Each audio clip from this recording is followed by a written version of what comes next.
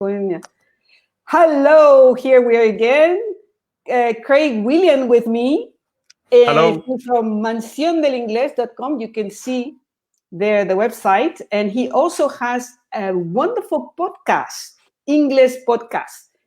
And your other co-hosting also here is Mónica Stocker from Blog del Inglés or Blog para Aprender Inglés, because I have two blogs, one old and one new.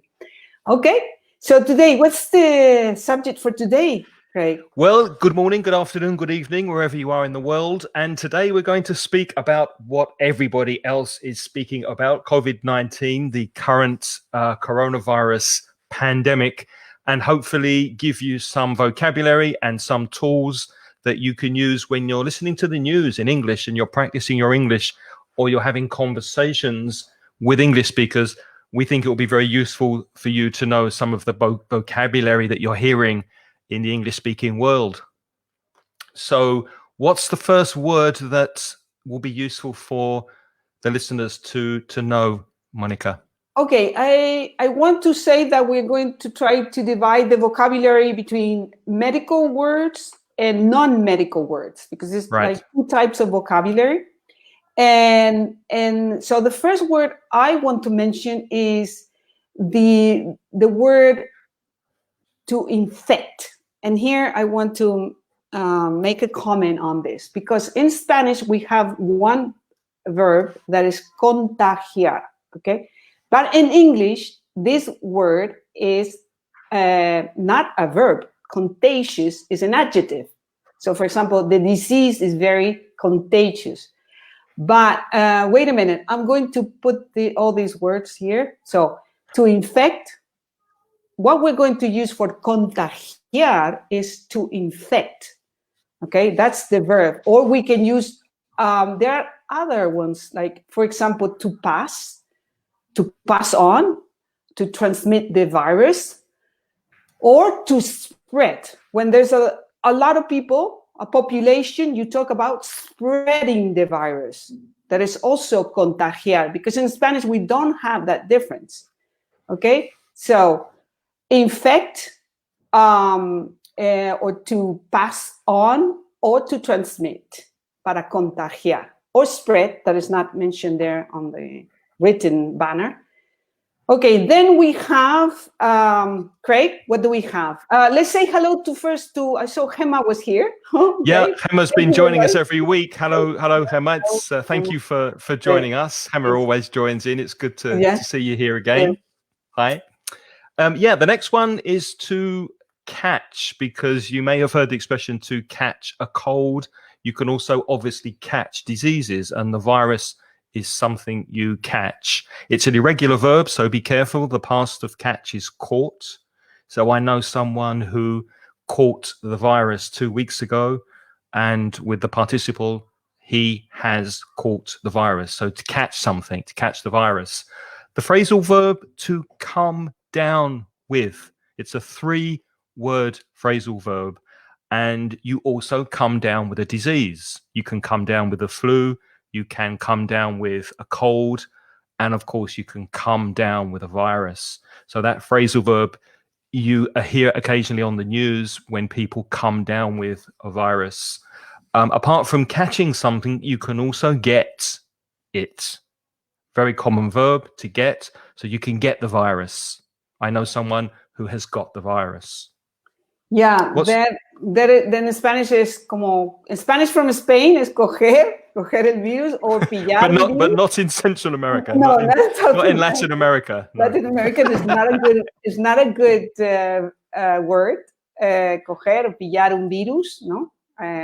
Sí, I would say that's un virus, una enfermedad, no? He cogido la gripe, he cogido un virus. Okay, that's how you say that. And if you get... Yeah, sorry, go ahead. No, I was going to speak about the coughs, because toser is to cough. Be careful of the pronunciation. The spelling's tricky. It's C-O-U-G-H, and the pronunciation cough, like K-O-F. Think of that, to cough. So is to cough. And there are different types of cough. The kind of cough that's associated with the virus is a dry cough, seco. So a dry cough. You can also have a wet cough. That's when there's a lot of mucus in your throat. That's not a typical symptom of this virus. You can also have a wheezing cough. W-H-E-E-Z-I-N-G. To wheeze is if you smoke too many cigarettes and you don't have enough oxygen, enough air in your lungs, you make this sound. So a wheezing cough is where you're struggling, you're trying to cough, but there's no air in your lungs. And also the verb to tickle can describe a cough. So if someone tickles you and they tickle under your arms, hacer cosquillas, that can also happen in your throat. So a tickling cough is when your throat is a little irritated and then you start coughing. So those are different types of coughs. There's a dry cough, there's a wet cough, there's a wheezing cough, and there's a tickling cough or a tickling sensation in your throat. Yeah, the one of the coronavirus is the dry cough, ¿no? Tos seca. Because the tickling es como un cosquilleo. Yeah, this is un cosquilleo en la garganta. So it's like Maria's just joined us. Hi, Maria. Yeah. She says she loves these types of tricky words. I consider them as a challenge. Yeah, they're kind of not very common, so it's really good to know them. Perhaps you don't use them actively. You just say, oh, he has a cough or I have a cough. But when you hear the different types of cough, it's good to know the difference between a wheezing cough, a dry cough, a tickling cough, etc. But also if you need to go to the doctor sometimes and you're not in your country and you need to explain what happens, this is a good word. Or if you're going to work as a nurse, like in the UK, that's very common. Or it used to be very common, at least. So that's when this vocabulary becomes very relevant, because you don't know how to explain sometimes, because it's it's a very particular vocabulary that you only use in certain occasions, and usually at home, and that's why we don't learn it usually at school, no? Mm-hmm. So sneeze. Now we have this word sneeze in English is estornudar. Okay. See, yes, that's to sneeze. Okay. So in English, what do you say? In Spanish, we say Jesús or salud. And in English, you say, what do you say? Bless you. Bless you. Okay. Bless you. Bless you. If somebody sneezes, and how should you sneeze? What is the recommendation of the World Health Organization about sneezing? How should you? Into a tissue, which you should immediately throw away, or into a handkerchief, pañuelo. Mm-hmm. And if you don't have a tissue, if you don't have a handkerchief, then here, into your arm. The elbow, the inner part of the elbow. Exactly, yeah, the inside the elbow, but not into your hands, because maybe it sprays everywhere. Yeah. And I was buying fruit 2 days ago, and the man in the fruit shop had a mask on his face and he wanted to sneeze.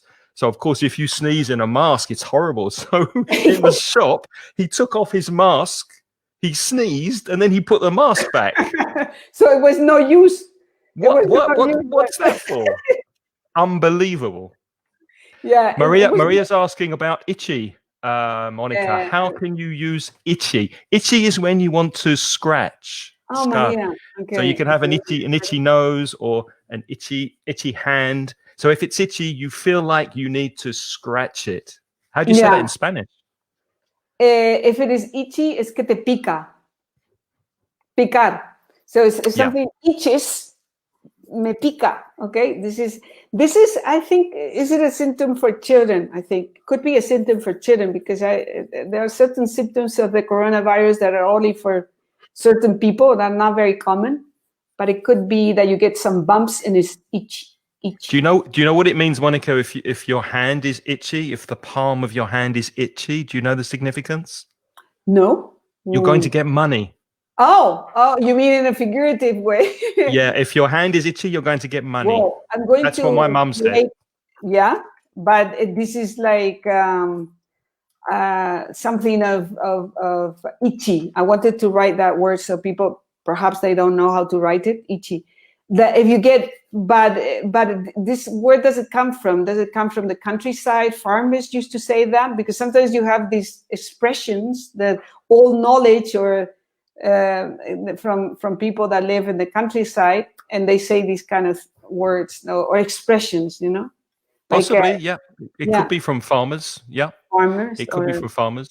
Yeah. If you let's go to the next word. If you go to if you smoke too many cigarettes, for example, okay, then you could get a sore throat. SORE. It's the same pronunciation as the past of to see. I can see you. Past of see is sore. Exactly the same pronunciation, but it's SORE, as you can see on the screen. So if your throat is irritated, you have a sore throat. A sore throat. That is one of the first symptoms of the COVID-19. Actually, yeah. I think I already had it, because I don't know, because I didn't have any tests. And one of the first symptoms I had was a sore throat. And I remember very well, because, you know, when you have a sore throat, that's a problem. I think, oh, I don't want to have a sore throat because I'm going to get sick. You know, this is what happened to me, and I immediately noticed that. Okay? Did you get the dry cough as well? Yes, and problems breathing. Wow. But this was happened December, to me in right? December for Christmas. So it was incredible. I was everybody at home was sick. So we didn't know what it was. It was just like a flu. And we thought, well, it's a flu. I mean, it was even, I think it was better, because then we were not nervous about it, because it was like, well, there's another flu, but it's very bad. We said, this is very bad. So you get this is another, here we have another expression, to have a Did you have this symptom, Monica? Did you have a fever? No, fortunately, no, but my husband had it. He had a very high fever.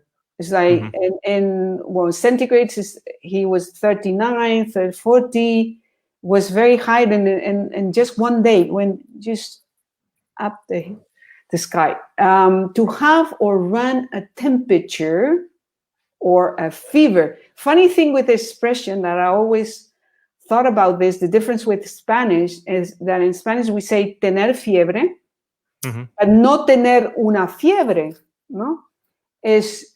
And in English is to have a fever. It's funny, because you need to put before temperature or fever, right? Yeah. So to have a fever, I usually say to have a fever. So you have to remember that, because it's not the same. Spanish is different, right?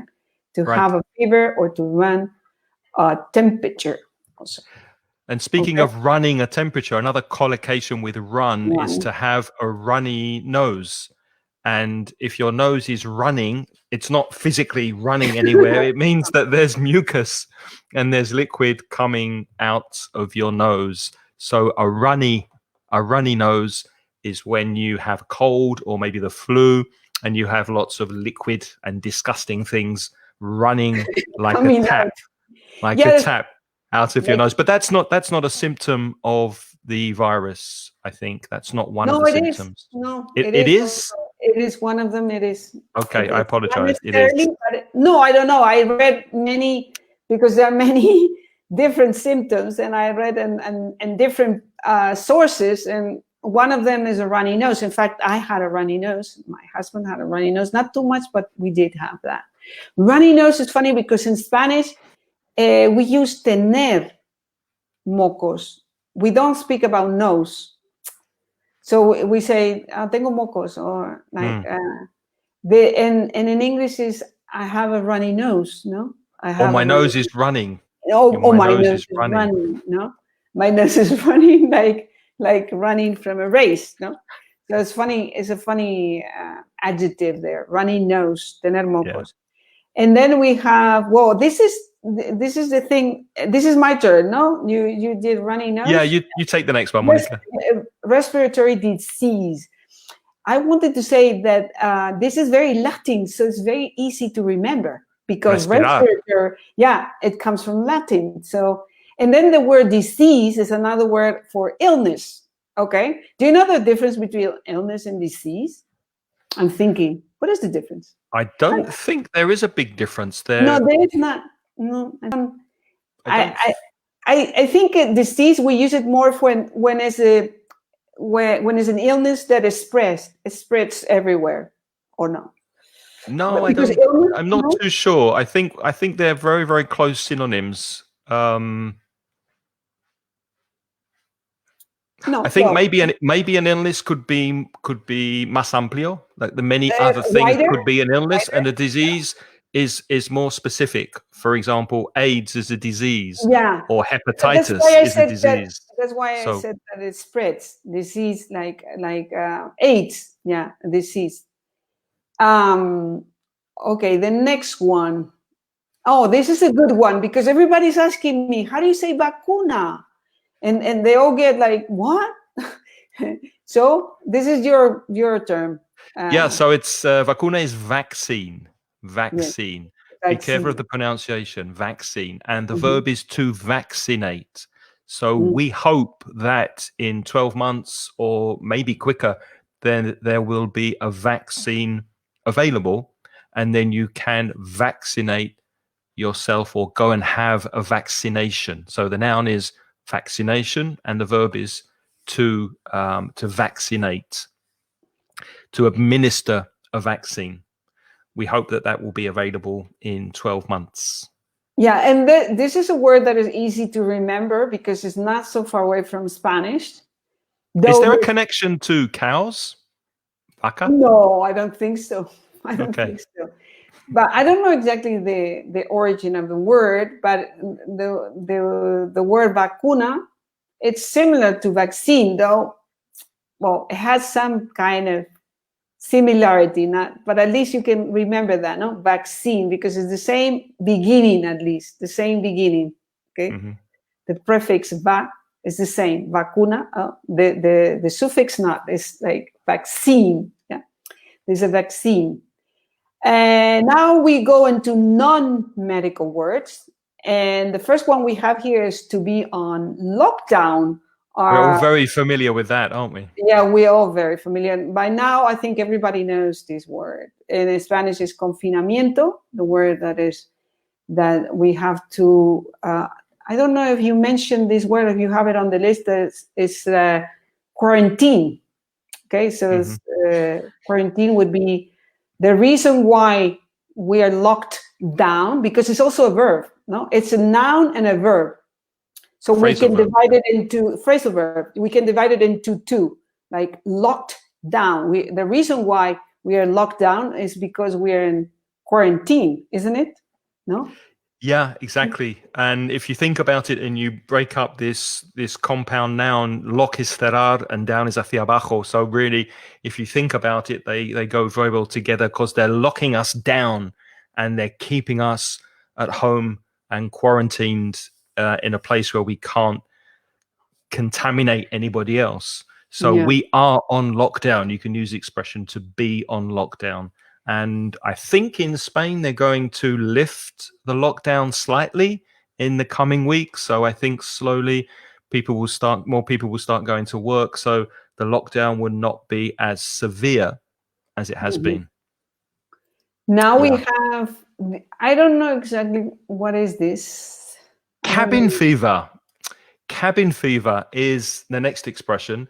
And it is what happens when you've been on lockdown for a long time. If you can imagine people in small cabins in the winter, in somewhere like Canada, for example, or somewhere very remote, hunters that go for 6 months to the forest to hunt animals, and they have to live in a very, very small space during the winter.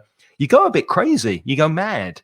So when you're going a little bit crazy because you can't go outside, you can say that you've got cabin fever. And it's expression that an English speaker might use because they're really bored at home, they're going mad, they want to go outside, they want to go and do exercise and go and see friends, but they can't because they are on lockdown. So you get a feeling of cabin fever, of going a bit crazy because of the lockdown. I think we all have a little bit of that by now. A little bit, yeah.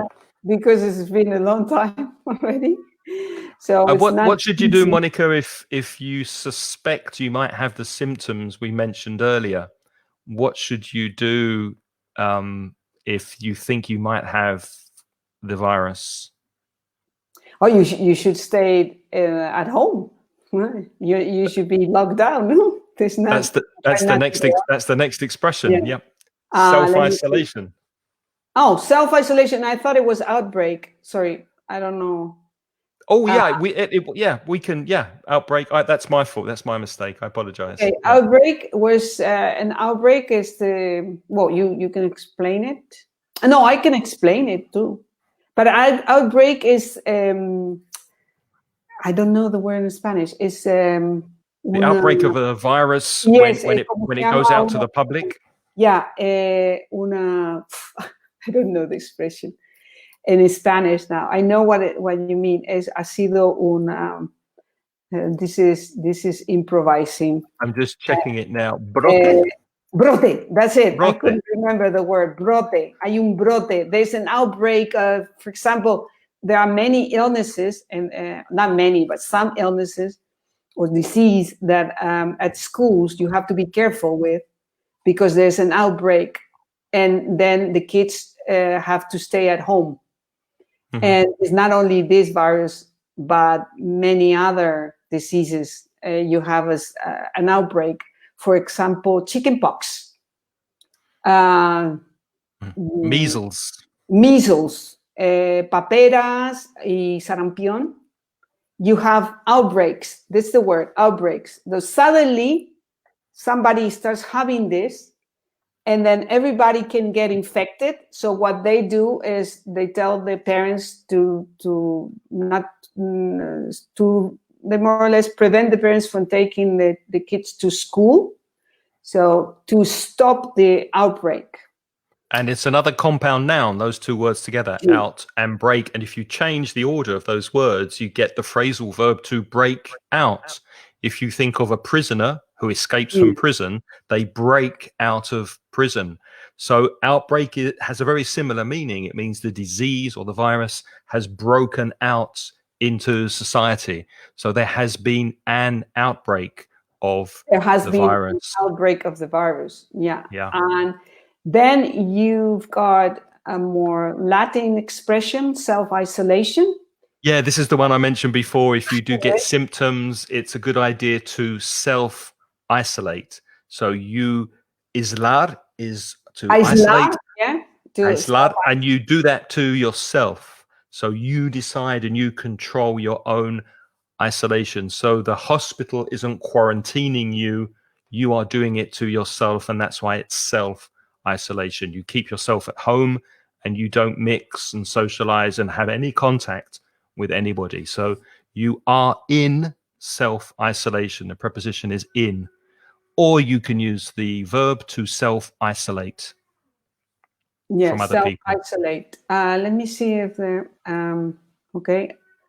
No, there. I was looking at the comments. If somebody was asking a question, if you have questions, please write them down. Yep. If you have any questions while we're speaking, please write them in the chat book. And then we have another expression is social distancing.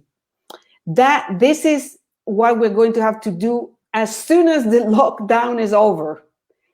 Well, we already do it when we go to the supermarket. So you have to keep some distance from people.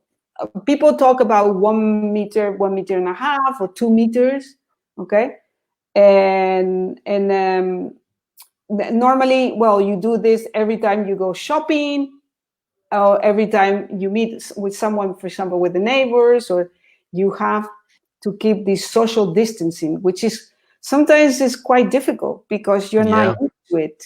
I find it quite difficult because you have to be thinking, if you see a friend, you know, if you come across a friend, like or you bump into a friend in the supermarket, the first thing, the reaction is to go and say hello, and come, especially here in Spain, then we like to talk and to be close to people.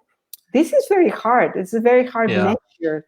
You know? Actually, it was very difficult for me when I first came to live in Spain more than 20 years ago. It took me a long time to get used to kissing people on the cheek to kissing women when I met them for the first time, or when I saw them after not seeing them for a long time.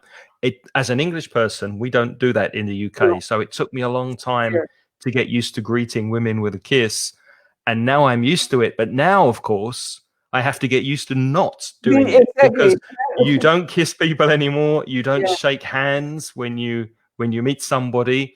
So it's going to be, I think, a long time before we start kissing and shaking hands with people again, because of social distancing.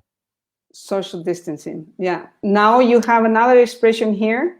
Because it's become a verb. It's become a verb. We've had the verb to Skype for a long time. When you do this video conferencing with people, you Skype someone and say, hey, I'll Skype you tomorrow, or let's Skype at the weekend. Well, everybody seems to be using this other video conferencing software called Zoom, and it's become a verb. So, hey, I'll Zoom you tomorrow, and let's Zoom at the weekend and catch up. So that's going to become even more popular, I think, over the next few weeks and few months, where you use Zoom as we have been using Skype, as a verb and a noun when we're speaking with people over the internet. When the word becomes very popular, it's very common in English. In Spanish, we can do that, but I think it's less common. No? Do you say googlear? No, not too much. To Google? No, I don't think that people say that. What do you say if you want to check something on Google? Míralo en Google. Míralo en Google. Okay. Yeah. But there's also another expression, and what we do say is WhatsAppier, because a lot of people are with WhatsApp in Spain. Yeah, WhatsAppier. Yeah, this is the most. Okay, so to zoom. Then the next, this expression, I think I need some help from Craig, because to flatten the curve refers to the statistics. Yes. And because at the beginning, when you get a pandemic, the statistics show a curve, shows a curve that goes up, up, up. And then there's a moment, this is the number of people, there are several curves, because there's the number of people that get infected, the number of people that get tested, and the number of people that die. There we have three curves. So when we say that we need to flatten the curve, are we referring to the number of people that die, or the number of people that get infected? It could be used for either, because the idea is that if everybody gets the disease at the same time, then you get an incredible number of people going to the hospitals and needing the health service. So eventually, most people, I think they say 80% of people will get this virus eventually. But if we can flatten the numbers, make them flat so that they're more constant and they're not going up and down, then you don't put so much pressure on the health service. So the idea is that it's a long time of people catching the disease, treating the disease, and there's less pressure on the nurses and the doctors. So they're always speaking about flattening this curve of infections and death, because the infections often lead to death, and that will help the health services. Which brings us on to the next expression we have, which is peak, which is what we really didn't want in the beginning, was a peak of people. The peak of a mountain is the top of the mountain. So when the numbers peak, it means they go to the apex, to the top. And we did not want to peak too early. And hopefully and thankfully in Spain, I think we have passed the peak, because the numbers seem to slowly be going down. The numbers of infected people and the numbers of deaths seem to be going down. So we're past the peak of the dangerous time in Spain. Let's hope so. Anyway. The peak, it's a noun, but it's also a verb. Yes, the peak of the mountain and to peak. Be careful, because in Spanish it's pico, but as a verb we don't use that. But in English you can use it. And what would be the translation of el vértice, the apex? The apex is the top of the triangle. Yes, el vértice. No? Is it? Is it the same in Spanish, apex? I don't know. I have a problem with that because sometimes I remember the word in English. And it's thema. Thema, sí, thema. Cúspide. Yeah, that's right. Claudia says that she does say googlear. Yeah, it could be. Yeah, some people say it. Yeah, me too, Claudia. In English, it's very common to say to Google, oh, I don't know the answer. I'll Google it. I'll Google it for you. Yeah. Yes, but I don't know. I could aplanar. Rafa says about flattening the curve. Flattening the curve. Aplanar. Yeah. That curve. Okay. So let me see what else. Containment. I really don't know how to explain this, so I'll pass it to. But it's a noun, obviously, because of ment, the suffix, government, experiment, containment. The verb to contain means to keep inside. So if you contain something, you're keeping it in. So the idea when countries close their borders is the tactic of containment. So they're trying to contain the virus. Also, when you trace people through their mobile phones, you trace their movement. Trace is seguimiento. So you're tracing where people go, the people they meet, because you want to try to contain the virus. You want to select the people who have come into contact with the virus and contain it, keep it locked down, keep it in one place. So the opposite of that is when the virus spreads. So containment really is the opposite of spreading the virus, to contain it. And then you wrote down the term global recession. Okay. Yeah. Well, global recession is more getting more into economics, and the global recession, I think, is the same in Spanish. So there's no need to explain this because it's exactly the same word.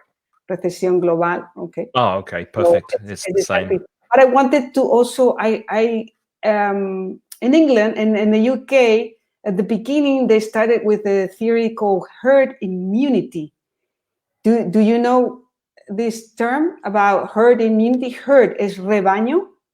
So it's a group of animals, right? Yes, it's a group of animals. Herd of cattle, herd of cows. Yeah. So the idea was at the beginning that they didn't want to contain people so much so that the virus spreads, and then a lot of people get the virus, but they develop immunity. So they use a term called herd immunity. Some countries like UK and also in the north of Europe, they're also using it, and with different results also. What is funny is that there are different results because, I don't know, I think in Sweden it is working, but it didn't work in the UK. As far as I know, in the UK, the theory of herd immunity didn't work. It didn't work, no. I suppose because it's the different behavior and because of there are many reasons, but because in big cities it's very difficult to prevent these people from being very, very close. Even if you, as British, don't want to be too close.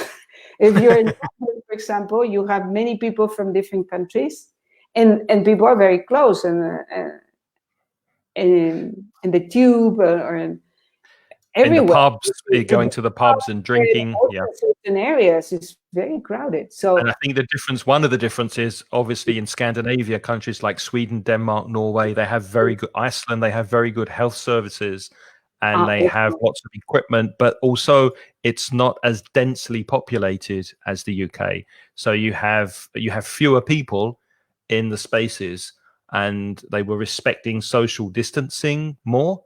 So they weren't mixing together, so they could contain the virus easier, and maybe those reasons helped it to be worse it was worse in the UK than it was in Scandinavia, definitely. Yeah, it was worse. And I want to read Claudia saying she doesn't read the comment now because I have to be worrying about the banners that I'm putting. So for me, it's quite difficult to read the comments and at the same time placing these banners there. But I'm going to read the comments. Okay. Maria says that she has another word. Curfew. Because Maria is living in Kuwait, and she has a curfew. Wow. A curfew. It's even worse. A curfew. Curfew. Yeah. I am going to write these words so that they have to create this banner. So while you're writing it, I'll explain what it is. I don't know if it's similar in Spanish, but it means when the authorities, for example, the government or the police, tell you to be at home at a particular time. Say, for example, after 8 o'clock in the evening, you have to go home and stay in your house. You can do what you like during the day, but you must go home and stay there at 8 o'clock. So there's an 8 o'clock curfew. That is the time when everybody has to go inside and the streets must be empty of people. And this in Spanish is called toque de queda. Toque de queda. Toque de queda.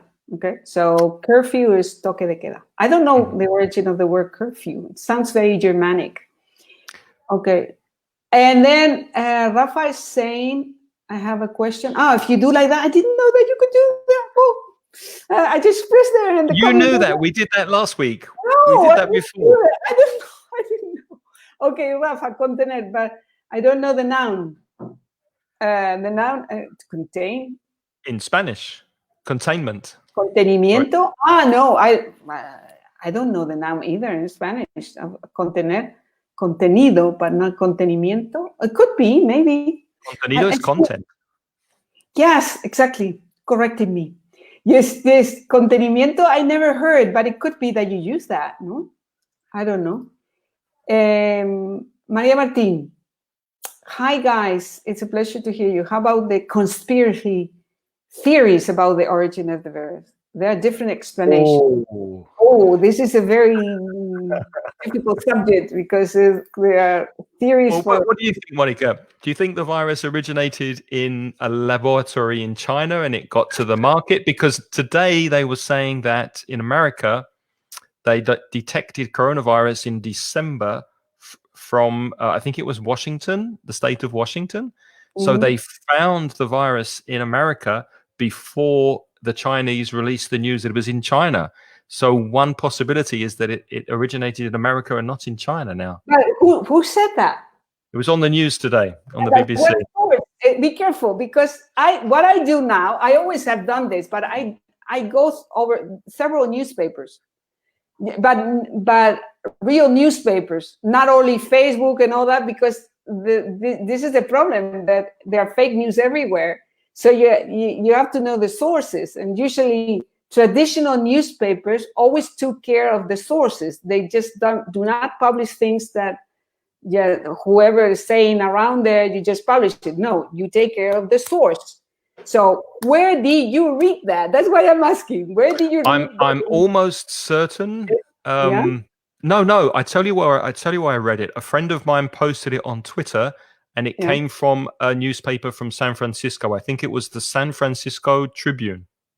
Okay, maybe it was a respectable newspaper, because it's also, what kind of newspaper is that?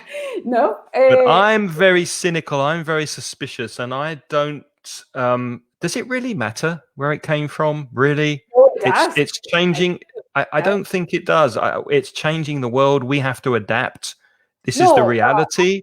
It doesn't help to blame anybody. It doesn't help to find the person or country responsible. A disease doesn't have a nationality. And I think we just have to get used to the world as it is now and as it will be in the future, and try to make the best lives for ourselves going forward. It doesn't really help to... No, it doesn't help, but... To blame. I was asking about conspiracy theories, and I wanted to say something about this, because many years ago, when I was a teacher going to companies, I'm talking about 15 years ago, when the internet was not very relevant, I remember I read articles in the English-speaking press or the English-speaking media about conspiracy theories, and I thought, what is this?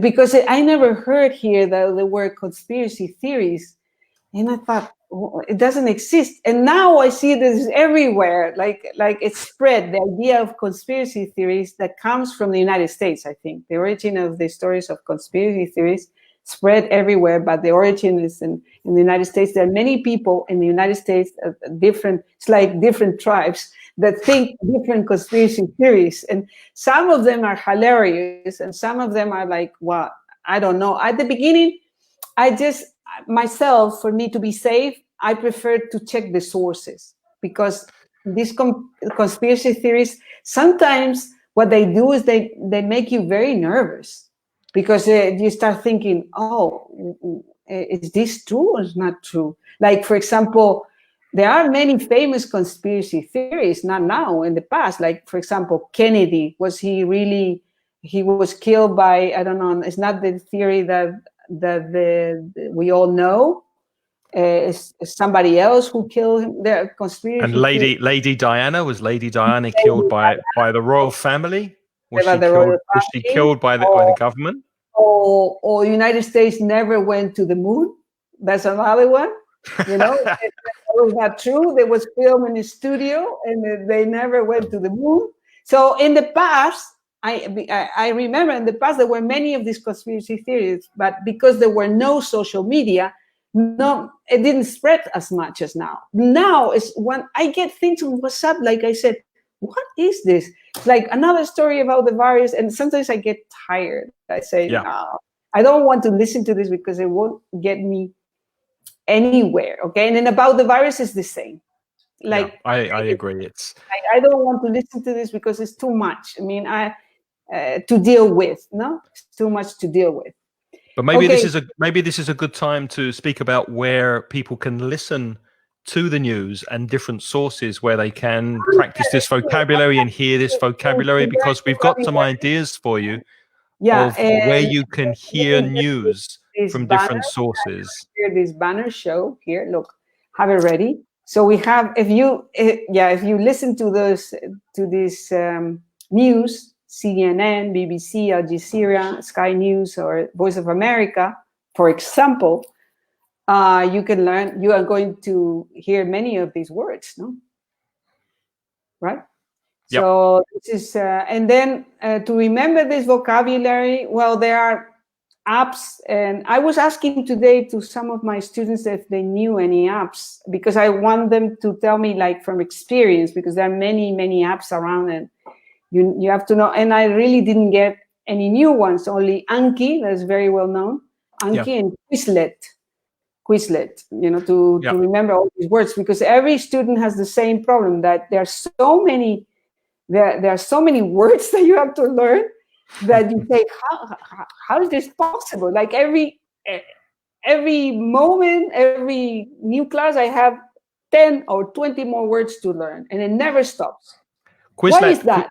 Quizlet is very good because it works in a flashcard way. So it has an algorithm in the app, and when you start to learn the word, it tests you less frequently. So let's say, for example, the word runny nose, so you're not shown that word as often.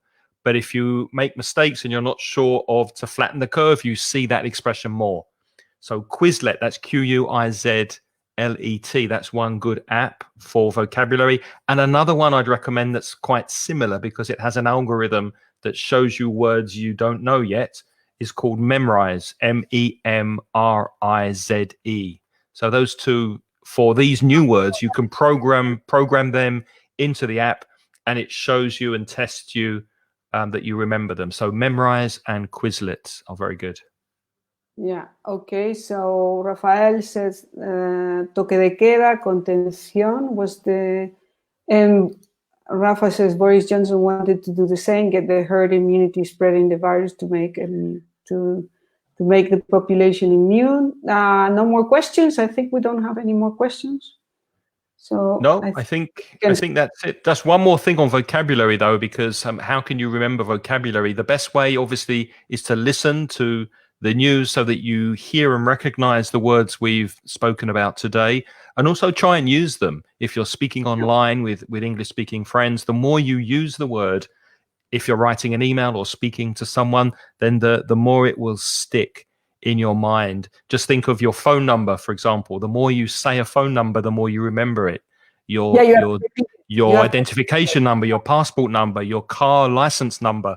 If you don't say it and you don't use it, then you forget it. So use these words as much as possible, and you'll remember them.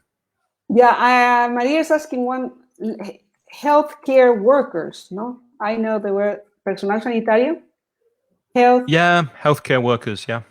You can say that includes doctors, nurses, or anybody that works in a hospital almost.